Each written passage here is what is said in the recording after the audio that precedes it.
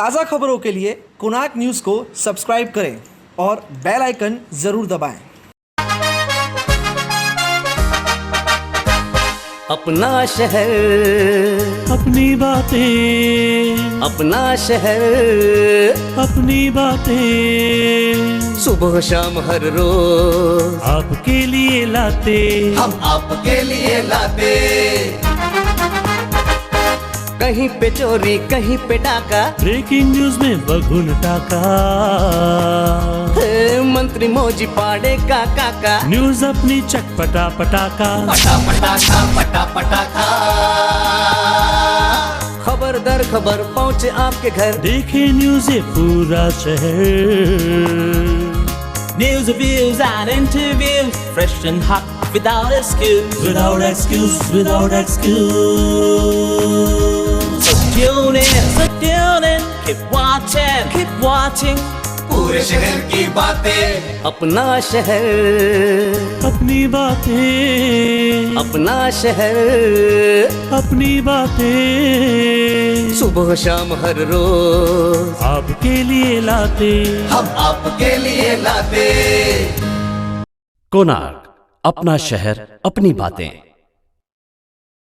नमस्कार, कोणार्क अपना शहर अपनी बातें में आप सभी का हार्दिक स्वागत है। मैं चेतना खत्री आपको ले चलती हूँ आज की कुछ ताज़ा तरीन खबरों की ओर।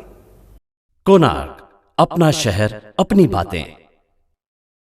पवन आचरा नामक युवा 16 नवंबर को अपने घर से निकला और 19 नवंबर को उसका पार्थिव शरीर उसकी ही गाड़ी में मिला। आइए जानते हैं क्या है ये पूरी खबर।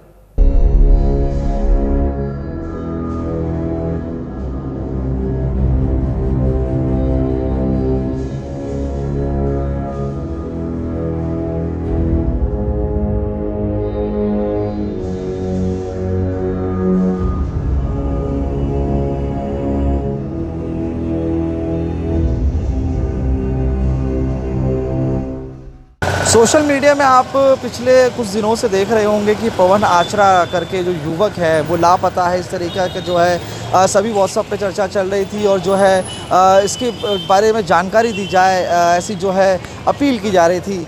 लेकिन आज यहाँ पर जो है गुरुवार की सुबह अचानक से जो है एक बड़ी घटना सामने आई। आप मेरे पीछे ठीक एक कार देख सकते हैं। इस कार से जो है उस युवक की लाश को जो है बरामद किया गया है। पुलिस ने जो है मौके पर आकर जो है अपनी तहकीकात जो है शुरू कर दी। आप देख सकते हैं कि यहाँ पर काफ़ी भीड़ भाड़ है। पुलिस भी जो है जांच पे लगी हुई है। बताया जा रहा है कि 16 तारीख से जो है पवन अपने घर से लापता था, कहीं चला गया था, जिसके बाद जो है घर वालों ने इसकी शिकायत भी की और उसके बाद जो है व्हाट्सएप में भी जो है कई जगहों पर इसके बारे में इंफॉर्मेशन भी दी कि अगर किसी भी तरीके की कोई जानकारी मिलती है तो वो उन्हें ज़रूर बताए। लेकिन अचानक से जो है अब यहाँ पर पवन की लाश मिल जाने से जो है इस मामले में जो है गर्मा गर्मी देखने को मिल रही है। वहीं पे पैसे के लेन देन को लेकर भी जो है इस हत्या को किया गया है, ऐसी भी बातें जो है सामने आ रही है। ऐसी जो अटकलियाँ लगाई जा रही है। घर परिवार वालों का कहना है कि जो दोस्त यार थे जो कि पवन के साथ रहा करते थे, जो उनके द्वारा जो है इस पूरी घटना को जो है अंजाम दिया गया है। जब इसके बारे में खबर पुलिस को पड़ी तो पुलिस ने जब तहकीकात की, तहकीकात करने के बाद जिस युवक से तहकीकात की जो तो उसने जब बताया कि उसी ने जो इस पूरी घटना को अंजाम दिया है। और मारने के बाद जो है पवन को आप देख सकते हैं कि इस गाड़ी में जो है रख दिया था। पिछले कई दिनों से जो है ये गाड़ी यहाँ पर पड़ी हुई है और लाश जो है पूरी तरीके से जो कि पवन की डेड बॉडी है वो पूरी तरीके से सड़ चुकी है। आसपास के इलाके में जिस समय हम यहाँ पे खड़े हैं तो पूरी तरीके से जो बॉडी डिस्पोज हो चुकी है, डिकम्पोज हुई है, उसके वजह से पूरे परिसर में जो है एक अलग सी जो है गंध फैली हुई है। ये पवन आचरा करके लड़का था जो 16 तारीख को रात को 8:45 के बाद से मिसिंग था और घर वालों को डाउट था कि भाई इनके जो दोस्त है उनमें ही इन लोगों ने कुछ ना कुछ किया होगा। तो रात से उनकी तलाश जारी थी। रात को जाके जब ये हम लोग पुलिस चौकी गए 3 साढ़े 3 बजे, उससे पहले भी वो लोग गए, बाद में मैं भी उनके साथ गया और वहाँ पे रात को ही सीनियर साहब ने एक्शन लेना चालू किया। रात को ही सीनियर साहब आ गए और उन्होंने भी सीरियस होके इस केस को लिया। मगर वो लड़का जिसने किया हुआ है वो काफ़ी कॉन्फिडेंशियली उनको बता रहा था कि मैंने कुछ नहीं किया है। मगर पुलिस ने अपना अच्छी इंक्वायरी करके उसको आज डिटेक्ट किया है और अभी उनकी लड़के की बॉडी मिली है पवन की। लड़के की बॉडी कहाँ से बरामद की गई? इसमें कुछ आपसी रंजिश या पैसे का कुछ मामला या फिर किसी तरीके का आपसी विवाद?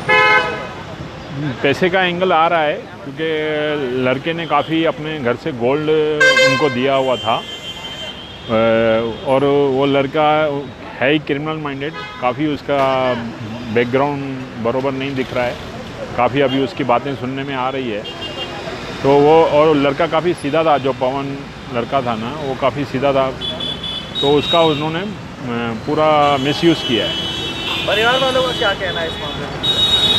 अभी परिवार वालों की तो बहुत ही कंडीशन बरोबर नहीं है क्योंकि वो उनके पिताजी तो बात भी नहीं कर पा रहे हैं, माताजी भी बात नहीं कर पा रही है, तो अभी थोड़ा उनको संभलने के बाद ही मालूम पड़ेगा कि उनका और क्या क्या बोलना है।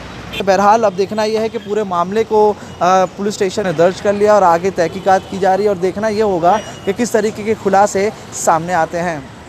कोणार्क, अपना शहर, अपनी बातें। हर त्योहार के बाद पूजा सामग्री को बिना सम्मान के नदियों में या तो पेड़ों के नीचे फेंक दिया जाता है। क्या यही हमारी धार्मिकता है? आइए लेते हैं इस पे एक रिपोर्ट। दीपावली हो गई, हटरी पूजन भी हो गया, अब बारी हटरी परवान करने की। हीराघाट उल्लासनगर कैंप 3 जहां से वाल्धुनी नदी बहती है, वहां लोगों ने दिवाली के बाद अपने घरों में इस्तेमाल की पूजा सामग्री और हटरी कैसे लाके नदी में डाल दी है, जिसे ये लोग अपनी भाषा में परवान करना कहते हैं। भारत में प्राचीन काल से ही नदियों को पूजा जाता है और जल को भी जल देवता कहा जाता है, तो इस तरह से नदियों के साथ दुर्व्यवहार करके उन्हें प्रदूषित करना क्या सही है? और यही अवस्था गणेश विसर्जन और नवरात्रि में भी होती है। कोणार्क, अपना शहर, अपनी बातें। हमारे शहर के लिए यह गौरव की बात है कि प्रकाश चांगलानी ने world Guinness book of record में अपना स्थान बनाया। उन्होंने 1000 घंटे गाना गा के कीर्तिमान स्थापित किया। यह कार्यक्रम विराज मधुमलती एंटरटेनमेंट प्राइवेट लिमिटेड ने आयोजित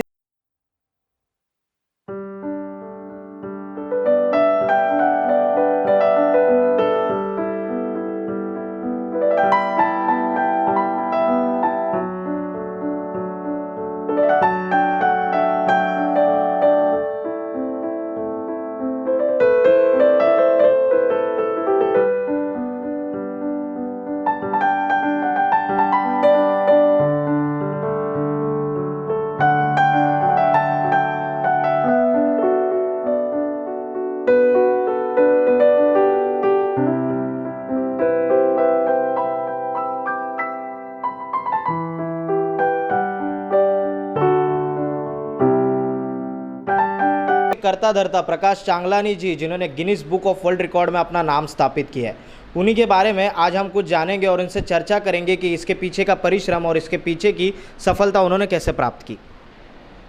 धन्यवाद। आपके चैनल के माध्यम से मैं सबको ये बताना चाहता हूँ कि जो वर्ल्ड रिकॉर्ड बना वो क्यों बना। बॉम्बे में विराज मधुमालती है, उन्होंने ये संकल्प लिया था कि चाइना का 800 घंटे का जो रिकॉर्ड है सिंगिंग का, वो तोड़ना है। कुछ वहाँ पे कंसेप्ट चालू किए थे कि एक तो चाइना का 800 घंटे का रिकॉर्ड तोड़ना था और कुछ नया रिकॉर्ड बनाना था सिंगिंग का, और दूसरा हमें इस माध्यम से पूरे वर्ल्ड को संदेशा देना था, जैसे Beti Bachao Beti Padhao, save water, save earth, save mother earth, save environment, ऐसे बहुत सारे मैसेजेस हमने वहाँ पे दिए। तो जब ये मुझे पता चला तो मैंने इसका पार्ट होने का अपना सौभाग्य वहाँ पे समझा और मैं वहाँ जुड़ गया उनसे, और नॉन स्टॉप 1000 घंटा वहाँ पे जो सिंगिंग था वो करो के ट्रैक्स पे था। उन्होंने ये जो प्रोग्राम था अपना लिटिल वंडर मॉल में रखा था न्यू बॉम्बे में, और वहाँ पे हमने कंटिन्यूस वहाँ पे करीब हफ्ते में 3 दिन 4 दिन में वहाँ जाके उनको गाना गाया और एक पूरा नाइट हमने वहाँ पे बिताया। ये प्रोग्राम हुआ था 9 दिसंबर से 21 दिसंबर को पूरा हो गया, हमने रिकॉर्ड ब्रेक कर लिया। हमको वहाँ से कॉन्ग्रेचुलेशन का न्यूज़ आया था और 22 तारीख को ये सेरेमनी हुई थी, और उसमें अभी मेरे पास ये सर्टिफिकेट आज ही मिला उनके तरफ से, क्योंकि लॉकडाउन की वजह से थोड़ा प्रोसेस में लेट हो गया था उनका। तो मेरा भी यही एक ध्येय है कि यहाँ पे उल्लासनगर में करो के कलाकार सभी बहुत सारे जाग चुके हैं, तो यही इंटेंशन है मैंने, और मैंने की करो के कलाकार से यहाँ पे ओपन कर दिया। ये मेरा एक्चुअली मैं इंजीनियर हूँ, मेरा ये पैशन था सिंगिंग, मगर अभी मैं इसको प्रोफेशन में टर्न कर रहा हूँ, और मैं चाहता हूँ कि आज हर एक आदमी यहाँ से कलाकार होकर निकले और ऐसा ही कुछ एक अच्छा प्रोग्राम हम उल्लासनगर में करें, वर्ल्ड रिकॉर्ड जो, जिससे हम पूरे वर्ल्ड को संदेशा भेजें। और यहाँ पे जो प्रोग्राम हुआ था वहाँ पे करीब करीब पूरी इंडिया से गाने को आए थे। उसमें उल्लासनगर से भी 5-6 जनों ने पार्ट लिया था। उसमें एक की फैक्टर मैं भी था और मुझे इसके लिए सर्टिफिकेट आया है। और मैं उनका धन्यवाद कहता हूँ विराज मधुमालती जी का कि इन्होंने ऐसा मौका दिया मुझे, और आगे भी ये करते रहते हैं। जैसा लॉकडाउन में भी उन्होंने अभी जस्ट एक इंजीनियर स्पेशल 10 घंटे का नॉन स्टॉप लाइव सिंगिंग किया था, उसमें भी मुझे उन्होंने 40 मिनट का स्लॉट दिया था और मैंने वहाँ पे वो परफॉर्म किया था। तो इस तरह वो करते रहते हैं कुछ ना कुछ, और मैं उनसे जुड़ा हुआ हूँ। और ये चीज़ें मैं यहाँ पे करने के लिए आज यहाँ पे एक अपना सेंटर खोला हूँ कि करो के कलाकार आगे चल के हम ये सब बातें यहाँ करेंगे, ऐसा मैं बताना चाहता हूँ। और सपोर्ट सबका रहेगा, सहयोग रहेगा तो हम ज़रूर आगे चल के सक्सेस होंगे। तो ये थे प्रकाश चांगलानी जी, जिन्होंने world record of Guinness book में अपना नाम स्थापित किया है, और ये था उनके पीछे का परिश्रम और सफलता का राज। कोणार्क, अपना शहर अपनी बातें। कल्याण स्टेशन पर लिया जन्म नवजात बच्ची ने, जानते हैं पूरी खबर। कल्याण रेलवे स्टेशन पर हुआ एक बच्ची का जन्म। भयंदर के रहने वाले विपुल राजभर और उनकी पत्नी सीमा उत्तर प्रदेश जा रहे थे। सीमा 9 महीने की गर्भवती थी, इसी कारण राजभर उन्हें सफ़र करने से मना कर रहे थे। लेकिन सीमा, जिसकी उम्र 25 वर्ष है, उसने जिद की कि उसे अपनी मां से मिलने उत्तर प्रदेश जाना है, क्योंकि सीमा की मां की तबीयत ठीक नहीं थी। राजभर के मुताबिक उनकी पत्नी सीमा के काफ़ी जोर देने के बाद सीमा को उत्तर प्रदेश ले जाने के लिए तैयार हो गए। जैसे ही दोनों ने थाने स्टेशन क्रॉस किया, सीमा को लेबर पेन शुरू हो गया। राजभर और उनकी पत्नी कल्याण रेलवे स्टेशन प्लेटफॉर्म नंबर 4 पर उतरे, जहां उनकी बच्ची का जन्म हुआ। वहां सफाई कर्मी, पुलिस कांस्टेबल मौजूद थे और उन्होंने राजभर और उनकी पत्नी की काफ़ी मदद की। आरपीएफ लेडी कांस्टेबल रीना उज्जवल और एमएसएफ स्टाफ सोनम धाबरे ने जैसे ही सीमा को बुरी अवस्था में देखा तो प्रसूति कर उनकी मदद की। कोणार्क, अपना शहर अपनी बातें। 1 जनवरी 2021 तक अगर आपकी उम्र 18 वर्ष पूरी हो रही है तो आप अपना नाम मतदाता सूची में दर्ज करवा सकते हैं, क्योंकि मतदान आपका मूलभूत अधिकार है। आइए देखते हैं इस पे एक रिपोर्ट। 17 नवंबर से 15 दिसंबर न्यू वोटर रजिस्ट्रेशन की शुरुआत। 18 वर्ष की आयु पूरी करने वाले युवाओं को मतदाता बनने का मौका मिलेगा। 1 जनवरी 2021 को 18 वर्ष की आयु पूरी करने वाले युवाओं को मतदाता बनाने के लिए 17 नवंबर से 15 दिसंबर तक विशेष संक्षिप्त पुनरीक्षण मतदाता सूची अभियान शुरू होने जा रहा है। कृपया इसका आप लाभ लें। मतदाता दर्ज करने का काम ऑफलाइन और ऑनलाइन शुरू है। ऑनलाइन दर्ज करवाने के लिए NVSP पोर्टल पर जाकर फॉर्म भरें। इसके लिए जो कागजात ज़रूरी है वो नीचे दिए गए हैं। Passport size photo, Aadhaar card, PAN card, passport, driving licence, living, birth certificate, tax रसीद, लाइट बिल, गैस रसीद, बैंक पासबुक, रेशन कार्ड, माता पिता भाई बहन इनमें से किसी एक का मतदाता पत्र, प्रतिज्ञा पत्र, सभी कागजात सेल्फ अटेस्टेड। अधिक जानकारी के लिए www.nvsp.in या तहसील कार्यालय में संपर्क करें। कोणार्क, अपना शहर अपनी बातें। पूर्व प्रधानमंत्री व आयरन लेडी स्वर्गीय इंदिरा गांधी जी को उनकी जन्म जयंती पर हम करते हैं कोटि कोटि नमन।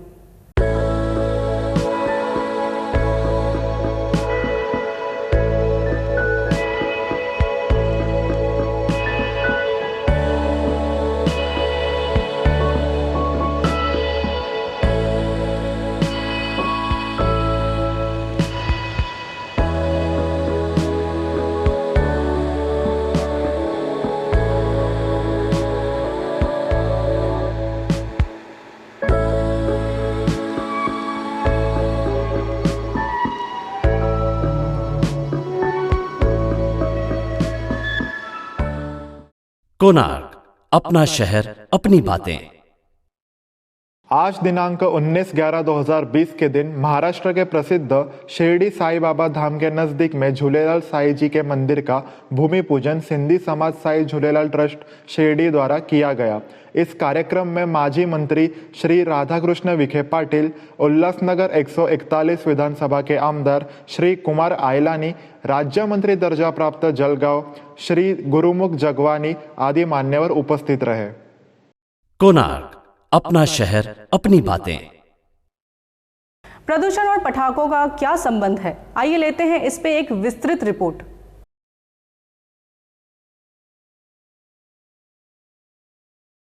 नमस्कार, मैं वैभव सोनवने स्वागत करता हूँ आपका कोणार्क मंच टीवी के एक खास पेशकश में। आज हम बात करने वाले हैं दूषित हवा और वायु प्रदूषण के बारे में, और ऐसा क्या रिश्ता है दिवाली का जो वायु प्रदूषण के साथ उसको जोड़ के देखा जाता है। सबसे पहले आते हैं हमारे देश के कुछ शहरों की ओर जिन्होंने मिलकर एक विक्रम रचा है। कानपुर, फरीदाबाद, वाराणसी, गया, पटना, दिल्ली, लखनऊ, आगरा, मुजफ्फरपुर, श्रीनगर, गुरुग्राम।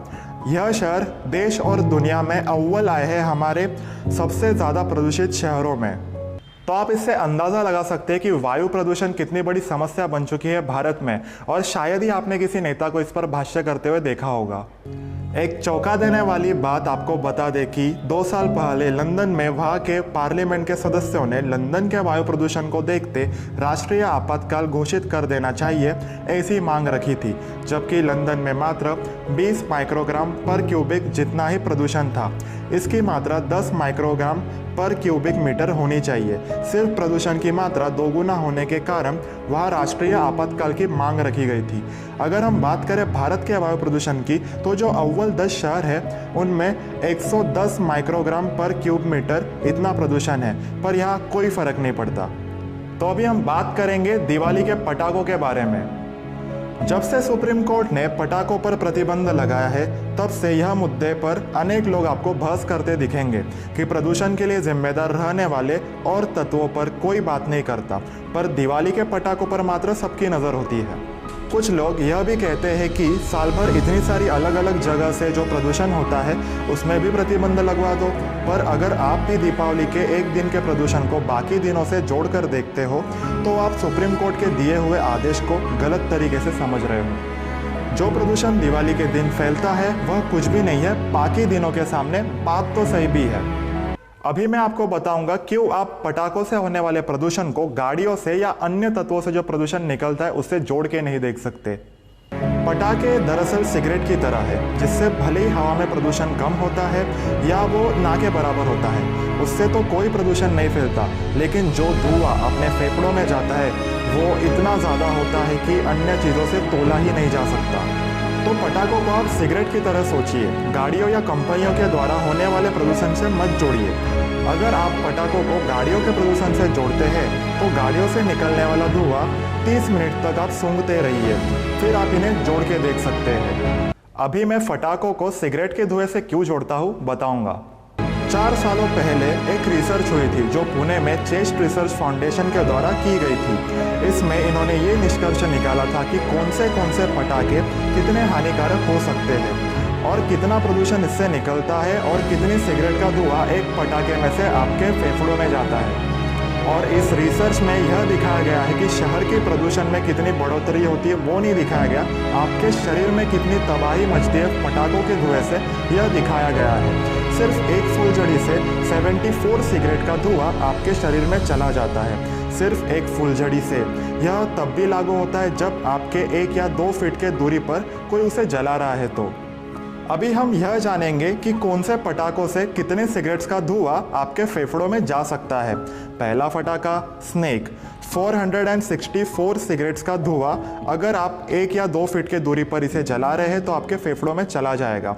अगर आप 1000 पटाखों की लड़ अगर आप जलाते हैं तो 277 सिगरेट्स का धुआं आपके बॉडी में चला जाएगा। अगर आप एक फुलझड़ी जलाते हैं तो 74 सिगरेट्स का धुआं आपके शरीर में प्रवेश कर लेता है। अगर आप एक चक्री जलाते हैं तो 68 सिगरेट, अगर आप अनार जलाते हैं तो 34 सिगरेट्स का धुआं आपके शरीर में जाके तबाही मचा सकता है। इसके लिए भले ही हवा प्रदूषण में इतनी बढ़ोतरी नहीं हुई है, पर जिन्हें अस्थमा या सांस लेने संबंधित कोई बीमारी है तो उनके लिए यह एक जानलेवा दिन भी साबित हो सकता है।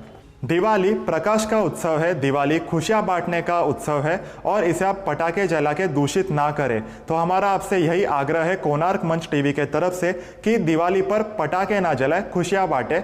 धन्यवाद। कोणार्क, अपना शहर अपनी बातें। स्वतंत्रता संग्राम में अग्रिम भूमिका निभाने वाली, देश के लिए अपने प्राणों की आहुति देने वाली वीरांगना झांसी की रानी लक्ष्मीबाई को हम करते हैं उनकी जयंती पर कोटि कोटि नमन। तो ये था हमारा आज का कोणार्क अपना शहर अपनी बातें का एपिसोड। फिर मिलेंगे नए एपिसोड में नई खबरों के साथ। अगर आपके परिसर में भी कुछ घटित होता है तो आप हमारे दिए गए नंबर पर संपर्क करें। धन्यवाद।